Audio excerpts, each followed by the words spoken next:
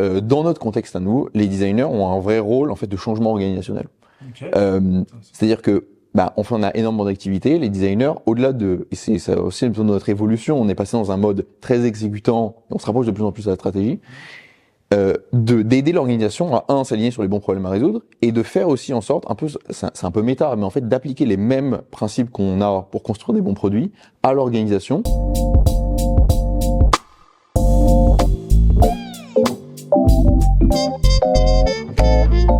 Bonjour à tous, bienvenue dans Product Leader Stories. Product Leader Stories, c'est la web-série qui vient se plonger dans l'univers des plus grands leaders du product management au sein des plus belles organisations françaises. Durant une heure, je vais avoir le plaisir d'interviewer les plus grands leaders du produit qui vont présenter leur vision, leur parcours, leurs enjeux d'aujourd'hui et de demain ainsi que leurs challenges. Je suis Martin Cantonloga, CEO et cofondateur d'Upvisory. Upvisory, c'est une agence conseil spécialisée dans le product management et l'accompagnement produit des grandes organisations. Notre mission, c'est de transformer ces organisations et faire de leurs produits digitaux de véritables succès. J'espère que ces témoignages vous inspireront. Et maintenant, place à l'épisode. Bonjour à tous, merci d'être présents. Jean-Baptiste, merci d'avoir enfin, entre guillemets, accepté mon invitation. Ravi de t'avoir. C'est la tradition et on va faire un épisode plus court parce que je suis en retard.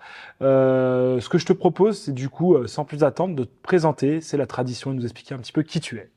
Super, écoute, merci à toi. Effectivement, on a réussi à faire cet épisode et on va le faire en format condensé, très sharp. Donc, j'espère qu'on va aller droit au but.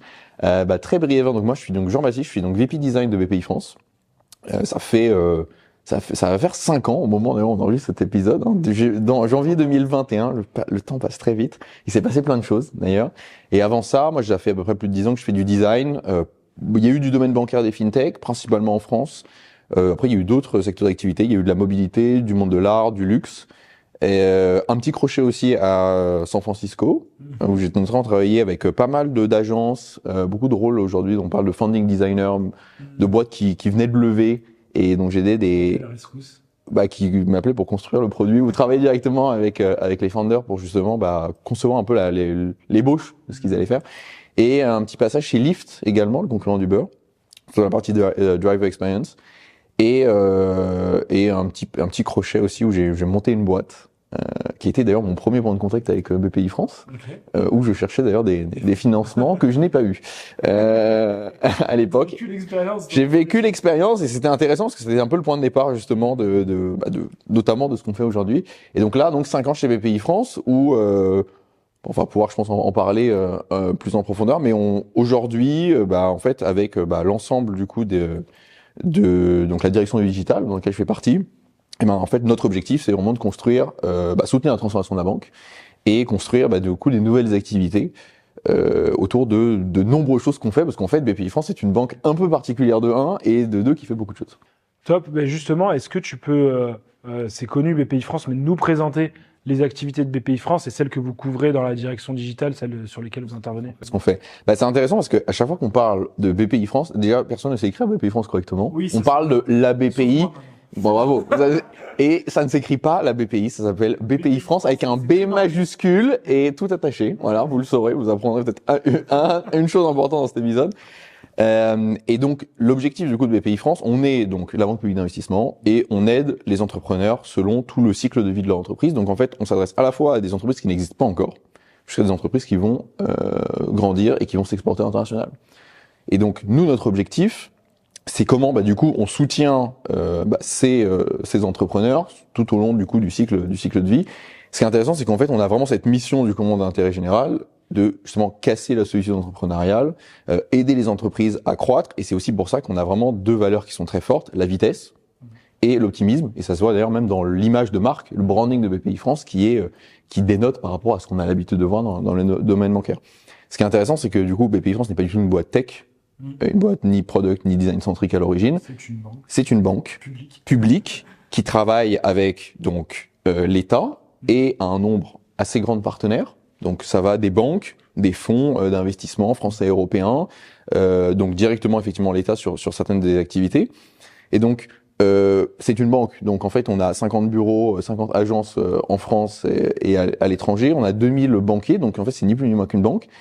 Et donc nous, notre job, c'est comment finalement on va soutenir la transformation de la banque par le digital. Et donc ça veut dire quoi? Ça veut dire on a une part du business historique qu'on va repenser dans une maille très servicielle, finalement, comment le digital peut s'encapsuler dans des expériences qui existent déjà. Donc je parlais de cette implantation physique, on organise également beaucoup d'événements. L'année dernière, on a organisé plus de 400 événements, par exemple, donc c'est plus d'un événement par jour. Et donc comment finalement le digital va permettre aux entrepreneurs, à nos banquiers, donc nos collaborateurs et nos partenaires, finalement, de pouvoir améliorer l'expérience et de finalement derrière de driver et d'améliorer le business de la banque. Donc ça, c'est une grosse partie des activités qu'on opère. Je pense je pourrais vous en dire un petit peu plus de concrètement ce que ça veut dire, parce qu'on parle pas d'un produit, on parle d'ensemble de plateformes et d'ensemble de problématiques très différentes, et également des nouvelles activités, parce qu'on a beaucoup grandi, et donc on ne va pas juste en fait transformer la banque sur des business historiques, on va aussi créer de nouvelles activités. Et ça vient un prisme complètement nouveau. Et donc ça nous oblige du coup à être très bon dans comprendre le marché, comprendre les usages, et deux, être très bon dans l'exécution. Donc c'est un peu tout ce que fait, et le design a une part prédominante là-dedans. Très clair et très intéressant. Et justement, tu m'as fait une ouverture là-dessus. Quelle typologie de produits ça recouvre ou de plateforme? Tu évoquais le mot plateforme là-dessus et voilà, concrètement après comment ça se dessine d'un point de vue digital, quoi. Ce qui est intéressant, c'est qu'en fait, je pense que le point de départ, c'est qu'en fait, si on prend un peu de la hauteur, globalement, la banque, c'est toujours un peu la même chose. C'est qu'on a des solutions. Alors, chez Bpifrance, on en a plus de 400. Donc, qui sont des solutions financières qui viennent exactement, subventions, garanties, etc. Et moins connues, des solutions extra-bancaires. Donc, du coaching, du mentoring, connecter les entrepreneurs ensemble. Donc, nous, on aime bien ce qu'on parle un peu cette boîte à outils pour les entrepreneurs. On peut vraiment les aider, pas que sur du financement. Mais du coup, on a plein d'offres qu'il faut qu'on arrive à rendre claires et distribuer au moment. Donc, en fait, globalement, sur toutes nos activités, on a 6 grands métiers chez Bpifrance. On a un sujet de comment on rend notre offre qui est claire, comment on arrive finalement à faire entrer, parce qu'on s'adresse à un panel très large du coup d'utilisateurs finaux, au bon endroit et dans les bonnes zones chez Bpifrance. Et après, globalement, c'est monter des dossiers. Et derrière la banque, c'est vérifier que vous êtes éligible, lutter contre la fraude, analyser le risque et gérer des opérations à l'échelle. Globalement, c'est toujours à peu près la même chose. Et ce qui est intéressant, c'est que nous, c'est notre rôle d'arriver un peu à streamliner ça dans des activités qui, historiquement, résonnent chacune de façon différente. Donc, ça veut dire quoi? C'est-à-dire qu'aujourd'hui, du coup, je parlais par exemple des entrepreneurs. Les entrepreneurs, globalement, le grand sujet qu'on a, c'est comment on les aide à déjà trouver la bonne solution au bon moment, les permettre en fait de rentrer très facilement en contact avec la bonne activité chez Bpifrance. Donc ça, on a construit une plateforme qui est un peu notre flagship Bpifrance en ligne, qui est donc notre banque en ligne qui permet justement ce que je viens d'expliquer là, pour nos clients et nos collaborateurs, donc nos banquiers, tout simplement, et surtout pouvoir après créer du repeat. Et donc une fois qu'ils sont financés et qu'ils peuvent gérer leur financement, en fait, comment on les fait revenir au sein de l'expérience Bpifrance. Et ça veut pas forcément juste dire des solutions de financement, ça peut être aussi comment, là, on peut vraiment les aider au quotidien. Je parlais de casser la solitude des entrepreneurs. En fait, être entrepreneur, c'est compliqué, au jour le jour. Et en fait, on a bon nombre de contenus, de ressources qui peuvent aider les entrepreneurs. Et c'est du coup comment on va pouvoir les aider sur une expérience digitale et aussi sur une expérience en physique. Donc, nous, vraiment, notre rôle, il est là-dessus. Pour nos banquiers, du coup, c'est le miroir de tout ça. Et après, on a d'autres activités, donc d'autres plateformes. On a, par exemple, on travaille beaucoup sur le sujet de l'investissement, par exemple, aider les investisseurs et les fonds d'investissement avec lesquels on travaille, pareil, tout au long du cycle de vie. Cette fois-ci, pas de financement, mais en fait d'investissement dans des entreprises, des prises de participation. Et ça rejoint du coup d'autres initiatives aussi qui sont nouvelles. Par exemple, on a lancé il y a assez peu de temps une plateforme qui permet aux Français et Françaises qui le souhaitent d'investir en tant que particulier dans des entreprises non cotées. Ouais. Et donc ça rejoint finalement la même chose. Et ça, fait partie de nos nouvelles activités, par exemple. Un métier de private equity. Exactement. En fait, on démocratise le private equity sans connaissance financière, ce qui historiquement quand même est...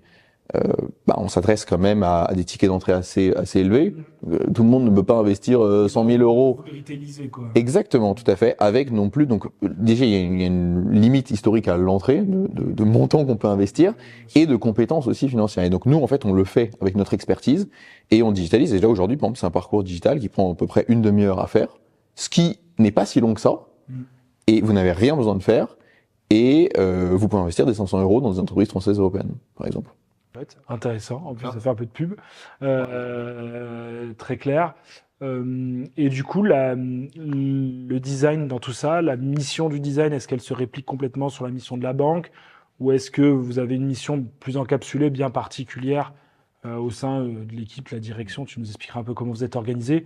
Et après, voilà, comment vous êtes structuré, comment vous opérez au design, Mathieu. C'est une très bonne question. Je pense qu'il y a, en fait, fondamentalement, il y a deux missions fortes du coup du design. La première, évidemment, c'est comment on construit les meilleures expériences possibles.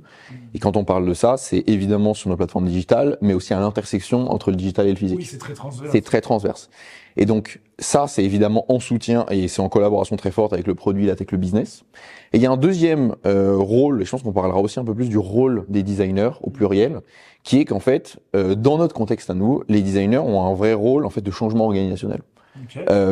C'est-à-dire que enfin, on a énormément d'activités. Les designers, au-delà de, et c'est ça aussi de notre évolution, on est passé dans un mode très exécutant, et on se rapproche de plus en plus de la stratégie, d'aider l'organisation à s'aligner sur les bons problèmes à résoudre et de faire aussi en sorte, c'est un peu méta, mais en fait d'appliquer les mêmes principes qu'on a pour construire des bons produits à l'organisation.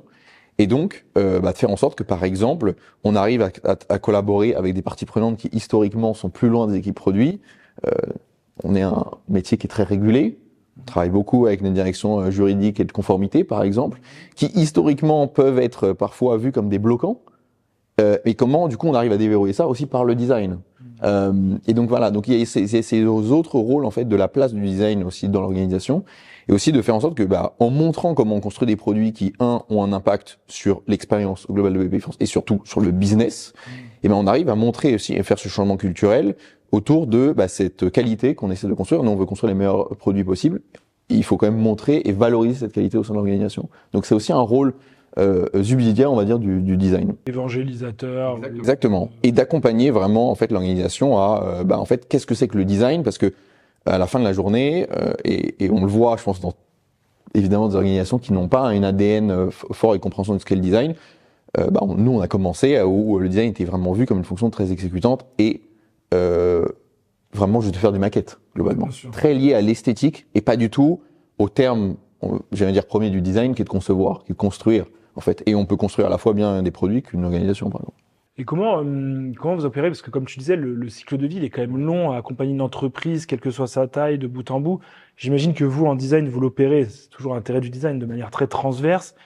Et j'imagine qu'après, c'est des métiers quand même verticalisés entre, comme tu disais, le financement, les garanties, l'accompagnement, etc. Comment t'arrives à opérer là-dessus? Comment vous arrivez à être opérant à la fois sur les produits verticaux que sur l'expérience horizontale de votre cible, quoi. Ouais, ça c'est un sujet, j'ai envie de dire, qui est en cours, qui est vraiment un sujet de transformation. On est passé effectivement d'un mode historique où souvent au tout début, en fait, on n'avait pas d'équipe produit, on avait 4 designers et en fait, on avait des business units qui venaient nous voir pour créer une plateforme.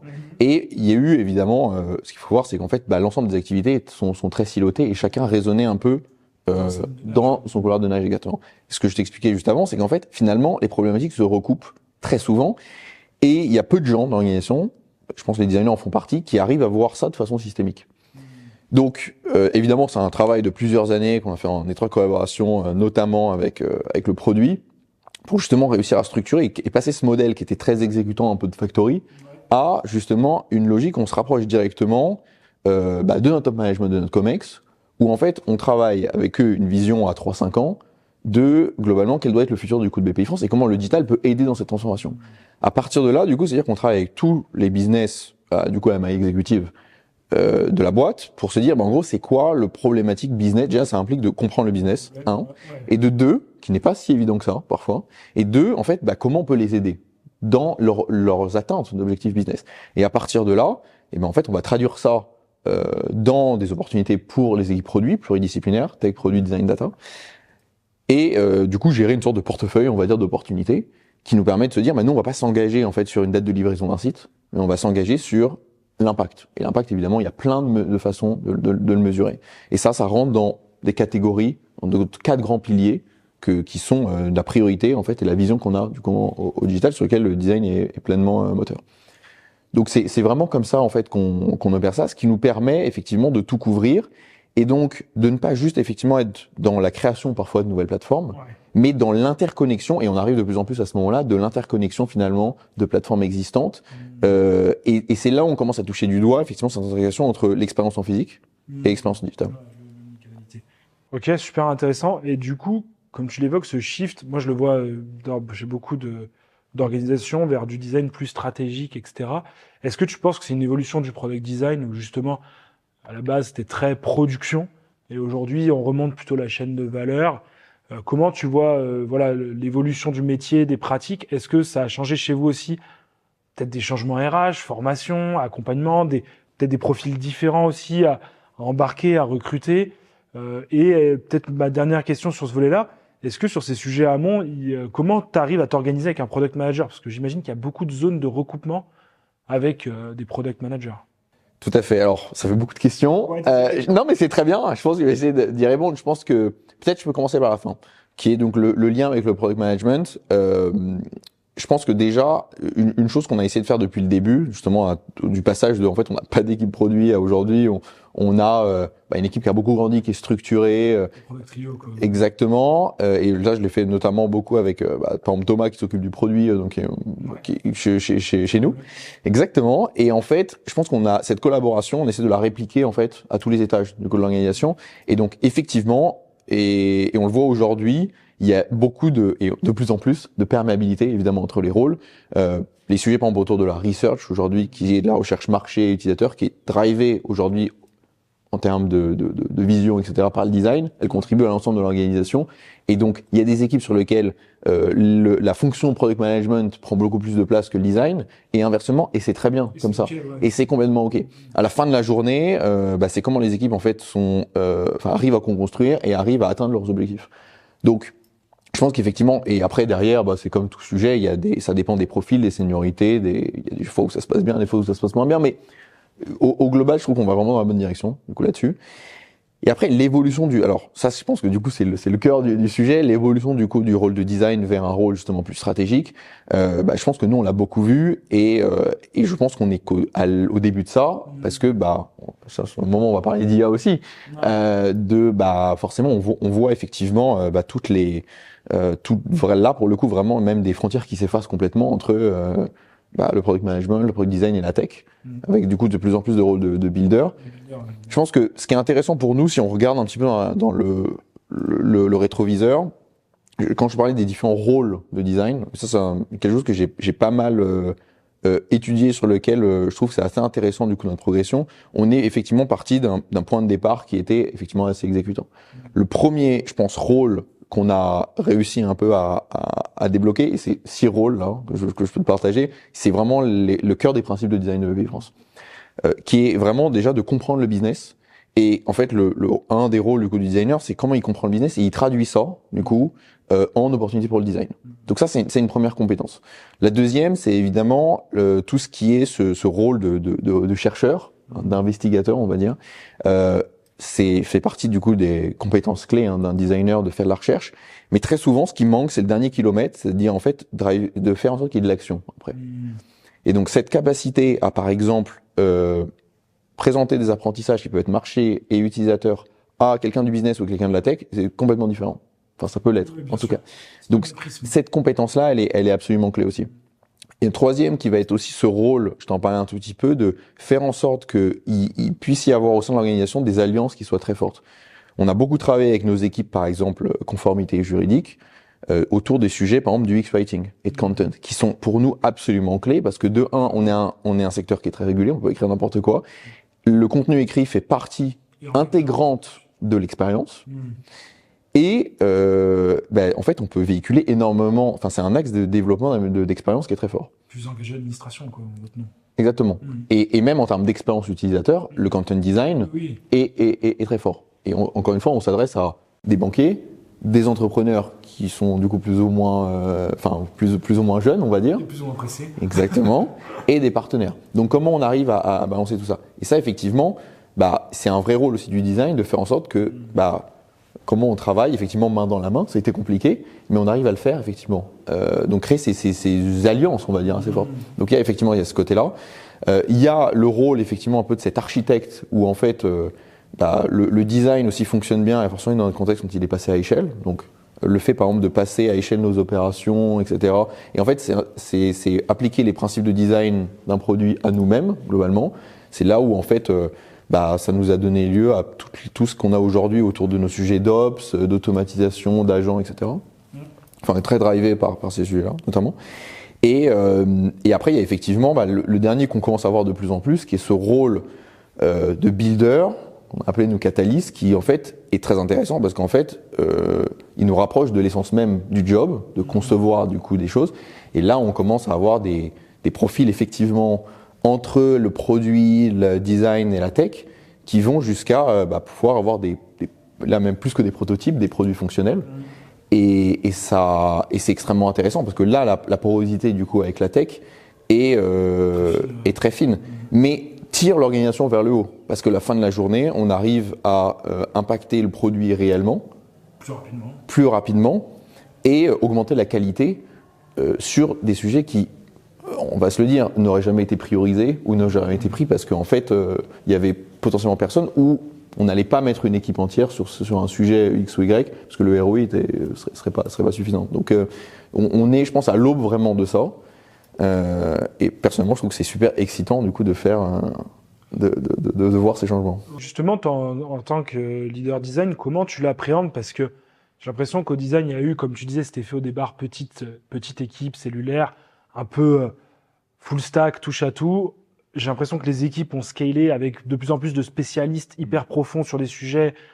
Tu l'évoquais, UX Writing, UX Research, Ops, etc., etc. Et aujourd'hui, il y a une notion plutôt de product builder où les gens peuvent faire un peu de tout. Comment entre spécialistes et touche à tout et comment tu vois les choses s'organiser et comment tu as envie de construire ton équipe de demain, quoi. Est-ce qu'on aura toujours besoin de spécialistes ou pas?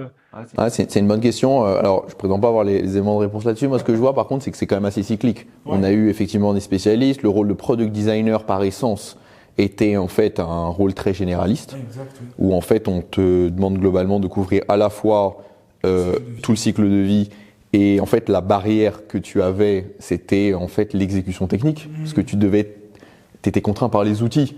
Donc là, finalement, les profils de builder qu'on voit, c'est des product designers qui ont une part aussi les nouveaux outils qu'on voit et des nouvelles compétences, parce que c'est pas que des outils, arrivent à faire un peu l'extra mile et donc finalement couvrent jusqu'à un produit, on va dire un peu fonctionnel. Je retrouve un petit peu quand par exemple j'avais monté ma startup qui était du coup une appli mobile, j'avais dû apprendre sur le tas par exemple le langage d'Apple Swift quand il venait de sortir par exemple. Et donc du coup, je trouve que c'est intéressant, c'est que du coup on revoit un peu ce même paradigme en fait, parce que moi j'étais frustré parce que je voulais absolument avoir un produit fonctionnel à la fin. Et donc je pense qu'on retombe effectivement, on étend en tout cas clairement les capacités du coup du design. Et je pense, comme je disais, on touche vraiment du doigt cette capacité à construire vraiment un produit. Donc ça, je trouve ça extrêmement excitant. Et je pense qu'on va continuer à avoir des experts, en tout cas. On voit là aujourd'hui dans l'équipe Research, Ops, Content Design, Visual Design. On a un illustrateur qui travaille avec nous dans l'équipe. Et en fait, son job, il commence dès la recherche utilisateur, en fait. Donc il est certes spécialisé sur des sujets de brand design, mais nous, par exemple, sur ces sujets-là, on a construit toute une brand, on va dire, digitale issue de notre brand print. En fait, ça s'intègre c'est des recherches très approfondies de quel message on veut véhiculer à quel moment. Et par exemple, l'illustration peut être un moyen de le faire. Et donc, c'est énormément d'itération avec les équipes. Et donc, lui, il est vraiment spécialisé là-dessus. Tout comme par exemple la research, aujourd'hui, même si les product designers montent en compétences et les product managers progressivement, un rôle de soit d'aider sur des recherches qui sont très exploratoires, très stratégiques, et coaching aussi. Donc, je pense qu'il va y avoir une combinaison entre des profils effectivement experts sur certaines verticales et profils généralistes qui couvrent un petit peu tout, et je pense des plus petites équipes.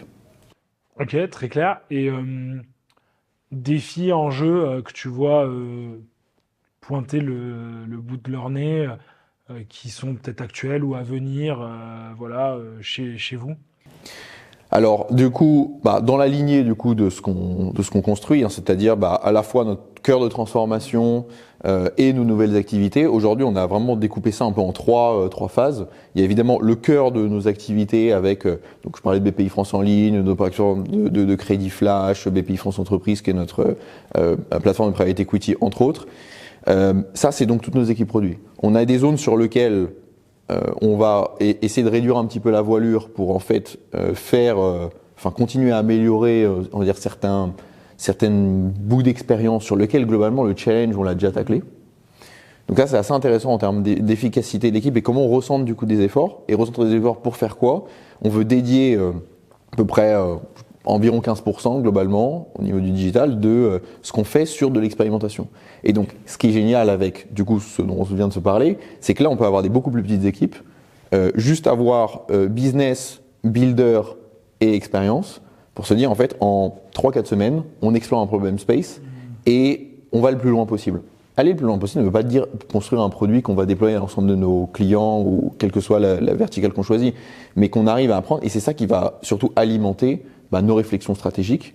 Et d'ailleurs, on a plusieurs de ces sujets qui sont intégrés dans le plan stratégique de la boîte sur les prochaines années, par exemple, qui naissent de ça. Donc, moi, je pense que c'est une chose sur laquelle on est collectivement hyper excités à l'idée de justement de concentrer davantage aussi de nos énergies là-dessus pour en fait explorer, parce qu'à la fin, les expériences bancaires font partie des sujets qui sont probablement un des plus complexes.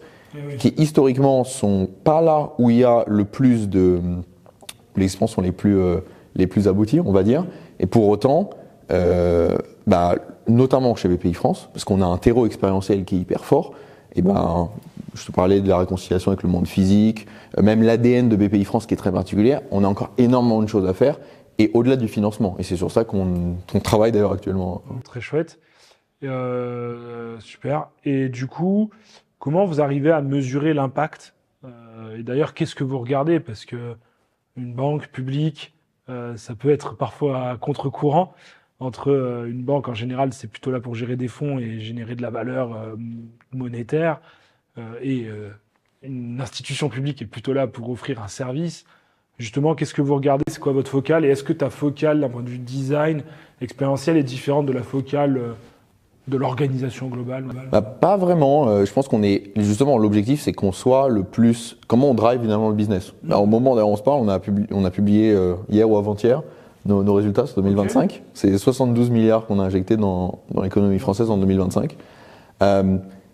Si on doit juste garder un chiffre, mais ce qui est intéressant, c'est qu'effectivement, ce qu'on fait avec l'ensemble du coup du digital et donc des équipes produits, c'est comment on contribue au business de nos différents métiers, donc de nos différentes business units, on pourrait dire. Après, effectivement, le design, on va aussi aller mesurer autre chose, pas en concurrence, mais en complément. Comment on va du coup mesurer, et on a des indicateurs d'expérience, comment est-ce que nos expériences digitales sont simples, par exemple, d'usage? On va mesurer un Customer Effort Score, on va mesurer un CSAT sur différents moments du coup de la journée. Donc ça nous permet évidemment de voir aussi que évidemment on a un business qui fonctionne bien, mais qu'on a derrière une expérience qui est au niveau et qui augmente surtout. On voit une augmentation sur les 3 dernières années de ces métriques, par exemple, à l'échelle de tous nos parcours ou sur certaines populations données. Et après, effectivement, on va aussi surtout mesurer l'efficacité aussi de l'équipe. Donc on a aussi bon nombre effectivement de mesures qui montrent aussi bien sûr la bonne santé de l'équipe et qui aussi inspirent notamment l'organisation. Un sujet, par exemple, je peux donner un exemple, un sujet d'Ops qui est intéressant, sur par exemple nos sujets de research Ops. En fait, on a regardé un peu, on a pris un peu de la hauteur, on s'est rendu compte que vu le nombre d'équipes qu'on a, on avait énormément de tâches à faible valeur ajoutée qu'on pourrait évidemment streamliner. Et ça a donné le point de départ de évidemment bon nombre de réflexions, notamment avec des assistants et en intégrant l'IA nativement. Pas pour la hype, mais en fait parce que ça nous permettait de vraiment passer à échelle et gagner en efficacité et en temps et croiser du coup des apprentissages. Et ça aujourd'hui, on voit qu'on est beaucoup plus efficace sur ces opérations-là. On arrive vraiment à le quantifier. Et ce qui est aussi intéressant, c'est que ça inspire l'organisation sur une stratégie par exemple de déploiement de Dust, une solution française qu'on utilise depuis plus d'1 an et demi par exemple, et qui inspire aussi l'organisation au niveau du groupe par exemple. Donc il y a un double, c'est des choses qui sont moins quantifiables, Mais c'est des choses qui sont évidemment importantes pour mesurer un peu l'impact qu'a le design, qui n'est pas juste en fait sur ce qu'on construit, mais sur l'impact un peu culturel et organisationnel dont je te parlais. Ok, super chouette. Peut-être pour finir, quels sont les signaux faibles que tu vois qui vont soit impacter le métier de la BPI au sens large, soit le monde du design, et peut-être qu'il y a des choses qui se recoupent aussi, et que tu appréhendes ou que tu as en visibilité ou que tu souhaites mettre en place prochainement? Je pense que, en tout cas sur le monde du design, ce qu'on voit, c'est qu'effectivement, tous les changements vraiment du rôle profond, alors évidemment c'est lié à l'IA, mais en fait ça fait depuis 15 ans qu'on a des bouleversements. Là, on est dans une nouvelle vague un peu de bouleversements. Forcément, ça polarise aussi beaucoup. Enfin, chacun a un avis un peu, parfois même très tranché. Dans des organisations qui potentiellement sont moins matures, et encore une fois, nous on est sur un sujet de transformation, donc la disparité de maturité est très forte dans la boîte.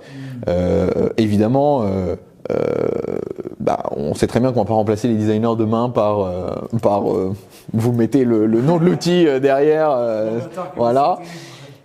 Donc effectivement, je pense qu'il peut y avoir un petit peu de questionnement par rapport et même de la part des designers en fait. Ça va obliger à se réinventer, mais comme en fait ça fait de façon cyclique tous les 5-6 ans où il y a une révolution. Et pour le business de BPI France, forcément, on est dans un contexte économique et politique quand même incertain et un peu instable. Donc forcément, ça a un impact sur nous. Et donc, ça va nous obliger finalement à être beaucoup plus précis, beaucoup plus sharp et faire en sorte que, notamment le digital, soit un vrai accélérateur et contribue davantage. Donc en fait, je pense pas que ça soit c'est plutôt positif en fait. Et je trouve que comme tout changement, notamment pour le rôle du design, ça va, ouais, bien sûr. En tout cas, ça va faire en sorte que je pense que l'impact va être vraiment accéléré. Et moi, j'y crois en tout cas, j'y crois fortement que le rôle du designer va se rapprocher parce que les barrières, en tout cas à l'entrée, et on parlait de perméabilité, des rôles avec la tech, etc. En tout cas, diminuent. Ça va nous permettre de toucher du doigt, je ne sais pas à quel point, le fond de l'essence du rôle de designer. Et justement, est-ce que tu ne penses pas que le rôle du designer, justement, aussi est un rôle qui, par nature, est plutôt flex et évolutif? Parce que justement, il y a 10 ans, on faisait du design sur des outils, sur les débuts d'Adobe, qui sont plus du tout ce qui est aujourd'hui. Donc en fait, est-ce que aussi, c'est pas le design qui va être avant-gardiste dans le changement et peut-être qu'il est plus facile pour un designer de changer ses pratiques de travail que dans d'autres jobs qui n'ont pas bougé. Probablement. Après, il y a des designers qui aussi qui veulent. Enfin, je pense qu'on ne peut pas forcément faire de généralité là-dessus. Mais pour autant, je pense que ce qui est intéressant, c'est que pour le design et pour aussi la compréhension du monde du design, ça va en fait permettre aussi encore une fois, de remettre la valeur au centre. Parce que jusqu'à effectivement, on l'a vu sur les dernières années, c'était très conditionné par rapport à l'outil. Ouais. Le designer était celui qui utilisait l'outil, et vous mettrez les différents outils qui se sont succédés sur les dernières années, effectivement, de Photoshop, de Illustrator, à XD, à Sketch, à Figma. Et en fait, là, aujourd'hui, n'importe qui peut utiliser ces outils et plus ou moins bien, mais en tout cas opérer dessus. Donc en fait, ça va pas, encore une fois, juste l'usage de l'outil, mais vraiment effectivement la valeur qu'on peut en faire. Et finalement, à la fin de la journée, on peut avoir les meilleures idées juste avec un crayon, un papier. Hein. C'est clair. Et c'est top. On va finir là-dessus. En plus, c'est une bonne conclusion. Gardez votre crayon et votre papier malgré l'IA. C'est très bien. Moi, j'utilise beaucoup de crayons et de papier. Hein. Eh ben voilà. Moi aussi. La preuve. Jean-Baptiste, merci beaucoup. Mais avec plaisir. Pour ton intervention. Et du coup, suivez l'actualité de BPI France.